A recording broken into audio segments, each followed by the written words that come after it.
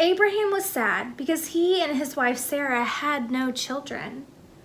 God told him to pack up everything and go to a whole new land and begin a whole new life.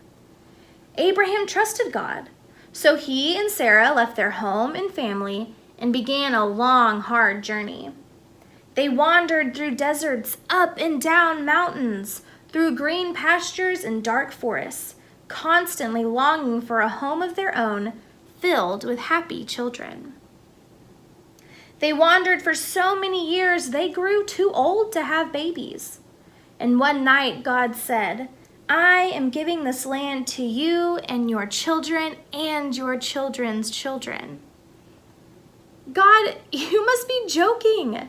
Sarah and I are too old to have children, Abraham said, stroking his long white beard. "Trust me, my child," God replied. "Look at the stars in the sky. Your children and your children's children will be as many as those stars." Abraham thought, how can that be? But then he remembered that God always keeps his promises, and so Abraham trusted God. Then God smiled and said, "I will bless you and your children, so you can be a blessing to all the people of the world." One long, hot day, Abraham was sitting at the entrance of his tent, and 3 strangers appeared, and Abraham ran to greet them. "Please, come and rest," he said. "Here is cool water to wash your feet, and I will bring you food so you can eat."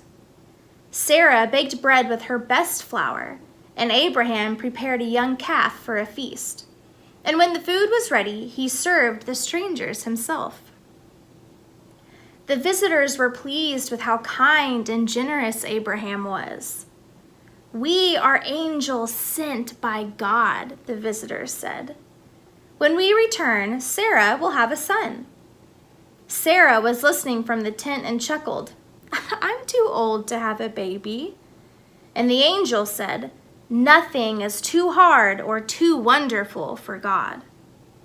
And just as promised, Sarah gave birth to a baby boy. She said, "God has given me a child to bring laughter into my heart."